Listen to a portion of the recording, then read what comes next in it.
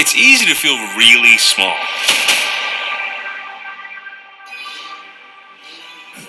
There's about 7.5 billion people on this planet with you right now. It's really kind of mind-blowing. And then you think of your physical size next to this universe that you find yourself in.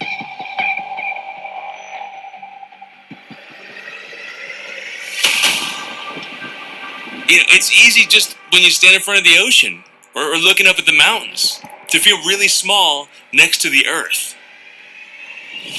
But our Earth that makes you feel so small, 1,300,000 could fit inside of our sun. That kind of blows my mind. The Milky Way galaxy is 100,000 light years across. And the Milky Way is just an itsy-bitsy galaxy. There are some galaxies that are 6 million light years across. They pointed the Hubble telescope at a seemingly dark spot in the night sky. You know what they found? 15,000 galaxies. You feel small yet? It's just overwhelming when you think of the size and magnitude of this world all around us. And it's easy to confuse small with insignificant. As if a vast amount of cosmic space has more significance than you. And what if I told you the most amazing thing in this entire massive universe is literally right under your nose? It's you.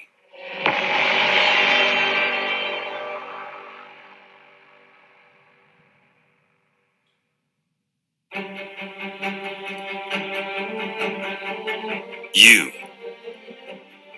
Who are you? You're strange, irrepeatable, one of a kind in all this universe. You stand out. In the entire history of this planet, there has never been a you. And when you're gone, to the end of the world, there will never be another you ever again. You know, it's easy to marvel at the mystery of this universe, but have you ever stopped for a minute just to be in awe of the mystery of you? If you think about it, you're kind of a miracle. I mean, the odds of you existing at all are so astronomically small. I mean, you almost didn't exist.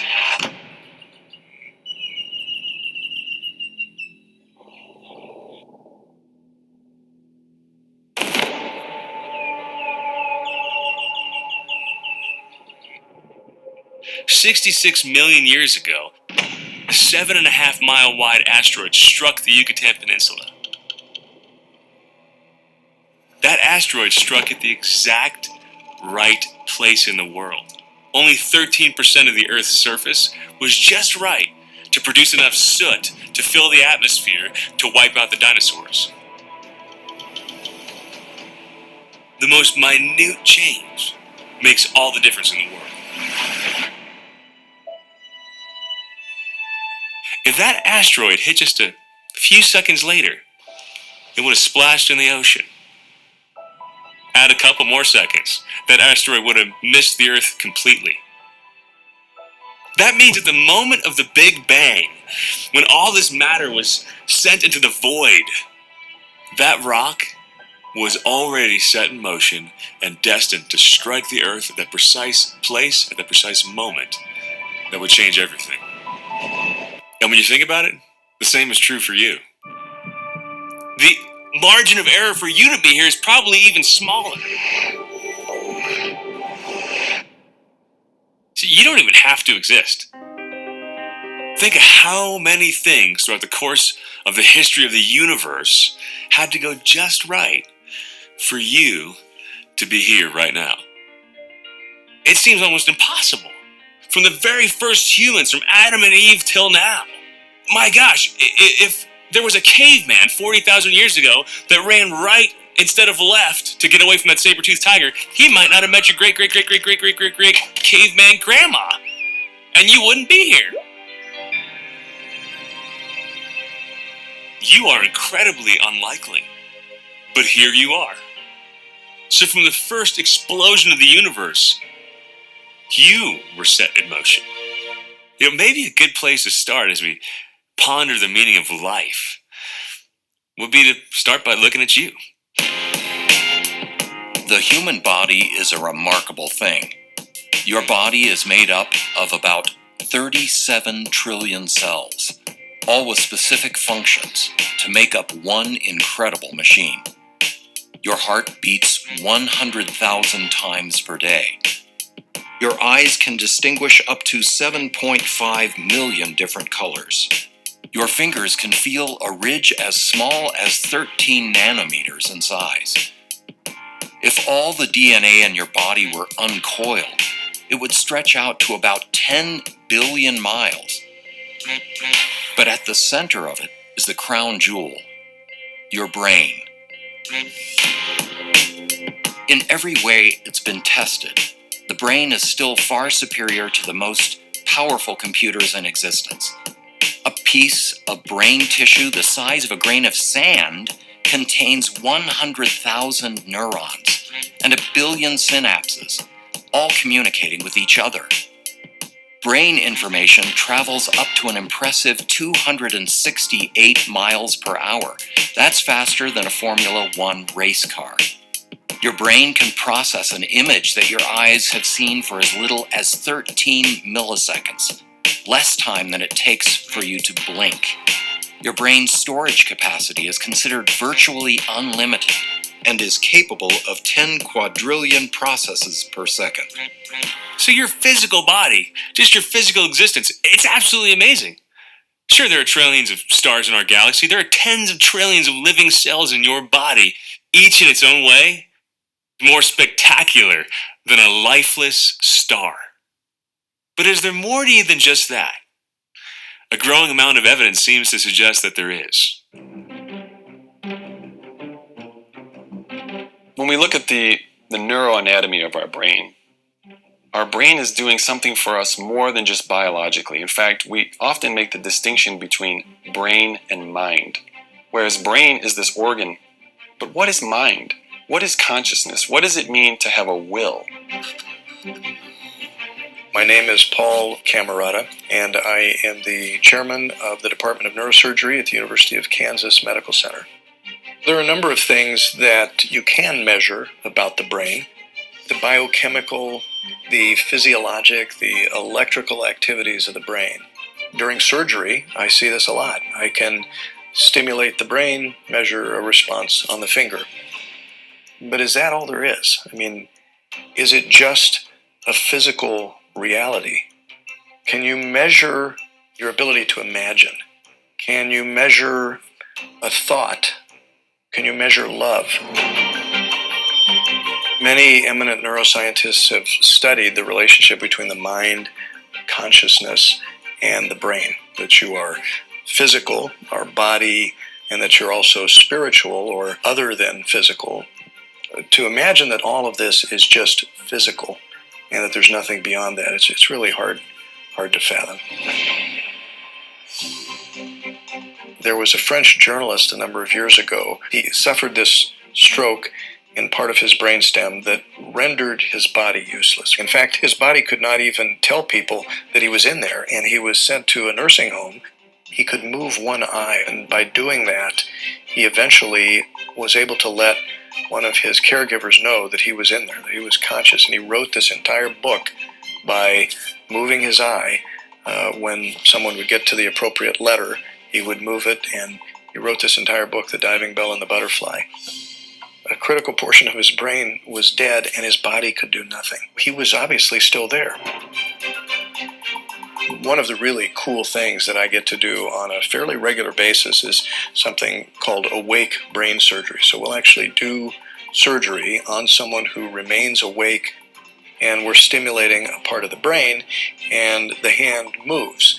And the person is aware that I made the hand move, that they didn't make the hand move. It's just an electrical impulse, but the will for that person, the intellect of that person is elsewhere. When you look at the biochemical, the physiologic, the electrical activities of the brain, and then you think of the other things the brain can do, the higher cognitive functions, the thinking, the intellect, the will to do something, to go beyond yourself, it has to point to something greater. I think we all have this sense that our self, that our identity is more than just our biology. For example, as I'm sitting here, if by some strange happenstance I woke up, a month from now from an accident and my legs were gone, would I be any less here? Am I just my biology? Am I reduced if my biology is reduced? How much of me could I lose? A finger, a hand, an arm? I'm still 100% here, aren't I? I'm not gone just because pieces of my body are gone. So I think we all have this sense that we're more than our physical makeup. We're more than our biology. We never look at a person who's without a limb and say they're not quite fully human. They're fully human. They're beyond biological. Our experiences are simply inconsistent with the idea that you're just a lump of self-aware molecules that's happened to emerge from primal sludge. Our experiences of life, from love to friendship to what we experience when we look at a beautiful sunset and really soak that in, all of it says to us, we're more. We're more than just matter. There was this famous atheist who said 400 years ago there was a collection of molecules named Shakespeare, which produced Hamlet. What a dark worldview! But it was consistent with his atheism. But it's not consistent with your experience of life.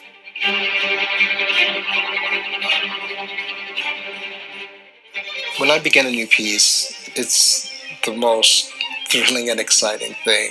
Just the actual beginning, when you have just that blank page, the fruit blanche, these endless possibilities.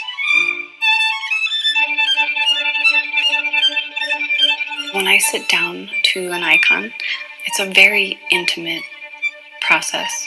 The excitement that I feel that wells up inside of me is not like anything else that I encounter, really.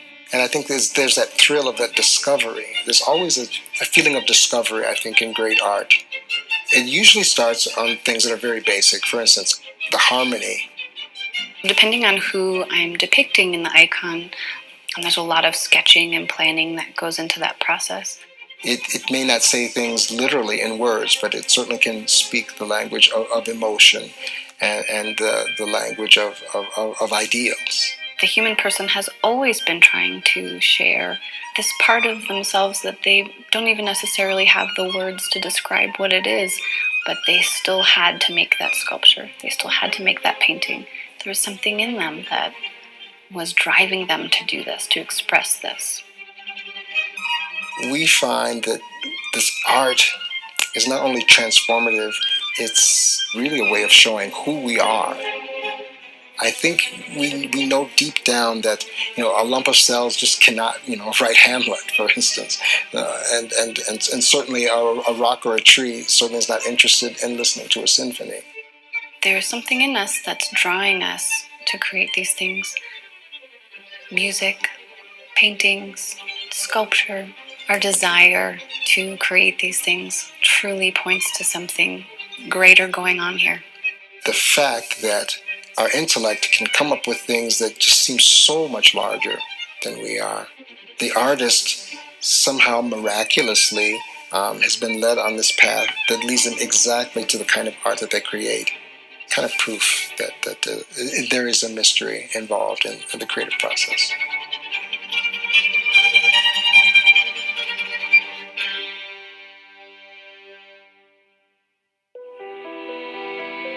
Human beings are often referred to as the rational animal. And what we mean by that term is that we share something with the animals. And that thing that we share with the animals is our bodily dimension, right? The fact that we're material. We have to feed and breathe and do all the things that animals do to maintain their bodies. But when we say that we're rational animals, it means that there is something else to us which is absolutely unique. Something which the animals don't share. That means that we think, that we can will freely, that we can love. So that rational part of us, which makes us a particular kind of being, not just an animal, is precisely what we call the soul. The soul is the spiritual part of us. There is a part of us which is free of matter, doesn't take up space. Strictly speaking, it doesn't exist in time either. The human soul is that capacity to both know and to love, which is the animating principle in the human being, without which the human body is not a living body. So much so that in the absence of a soul, a body is a corpse. That rational ability, that ability to freely will and to love, it goes on living even after the animal part of us, the material part of us, our bodily dimension, ceases to exist.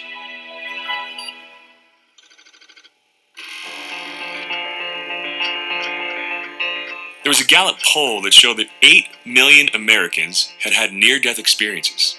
1 in 5 people who die and come back from the dead have memories of things that they experience on the other side. Well, we have records of near-death experiences going back to ancient Greece and Rome, sporadic accounts even going back farther than that.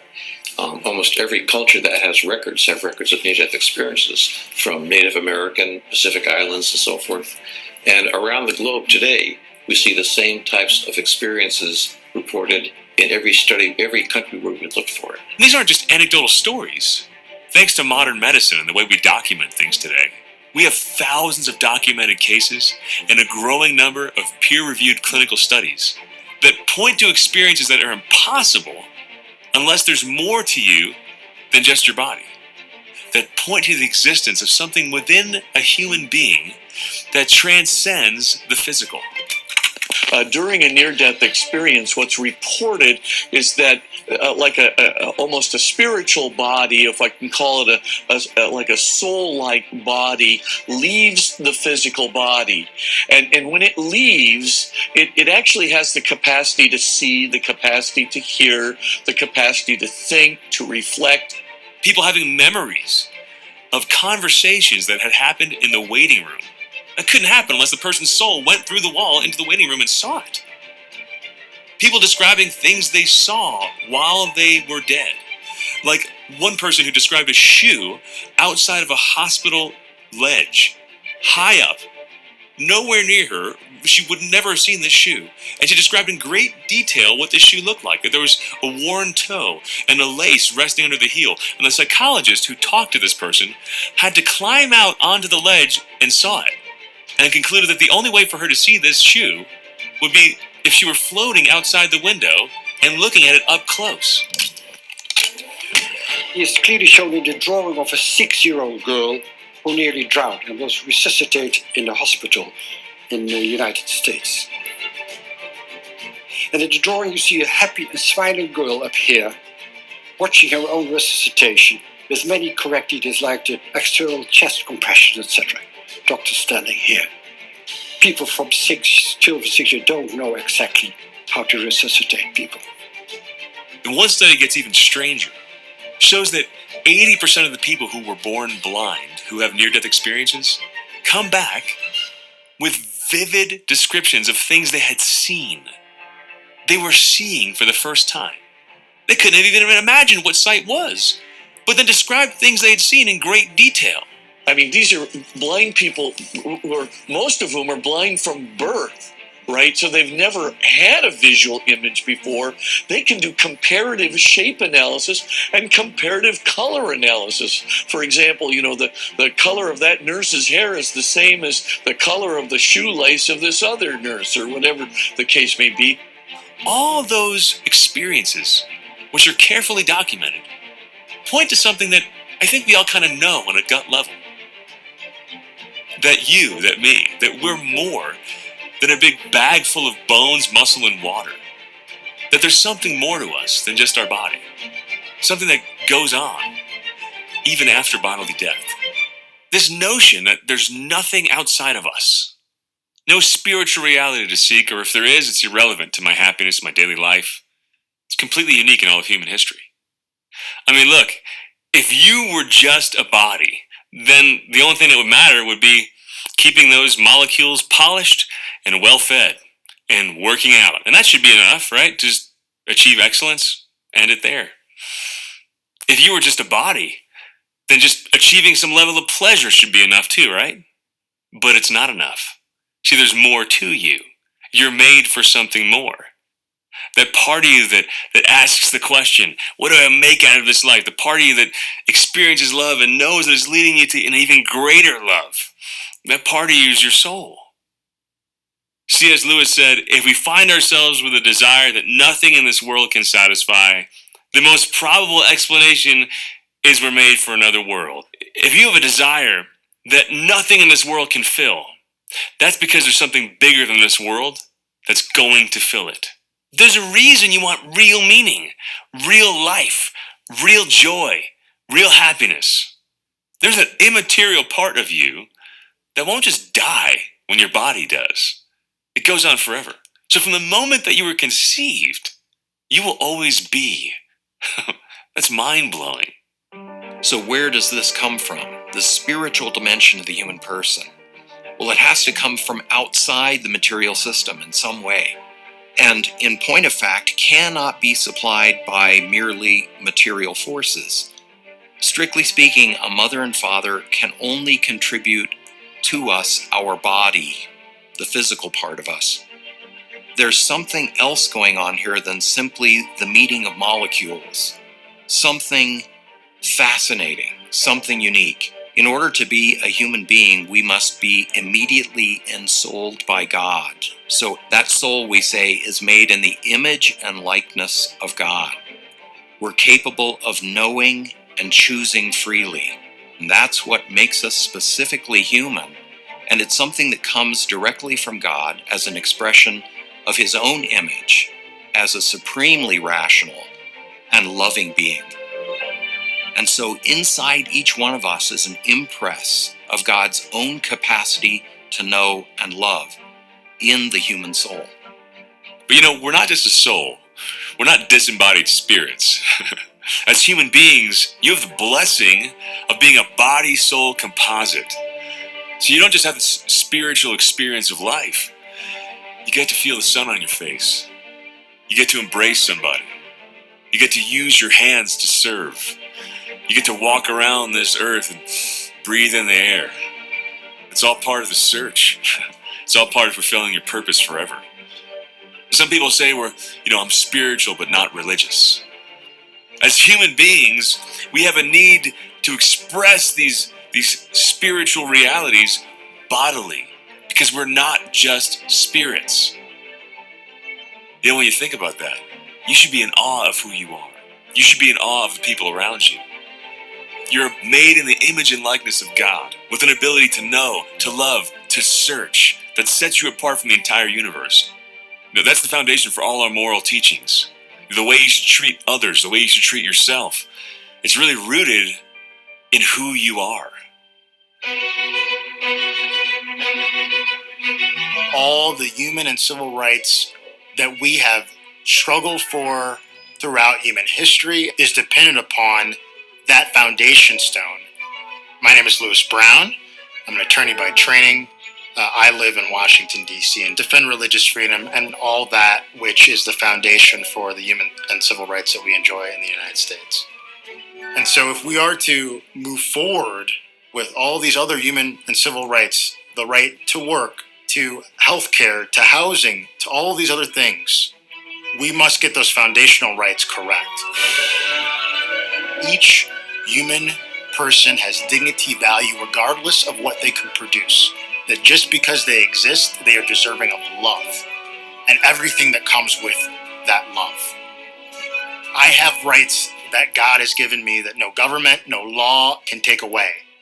It's not what some call positivism that says my rights are whatever the majority says they are.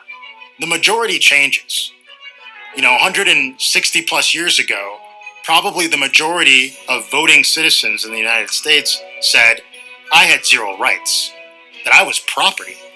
And the fact that they said that didn't change the eternal truth that I was made in the image of God and that I am deserving of human dignity and human freedom and all of the human and civil rights that come along with that. In the same way today, there are certain human and civil rights that every human person is deserving of because of their inherent human dignity. And so you have a right to life, you have a right to religious freedom, and that the poor, the downtrodden, the marginalized, those who are materially impoverished, those who are vulnerable, they are deserving of love, and that we must meet the demands of love for them.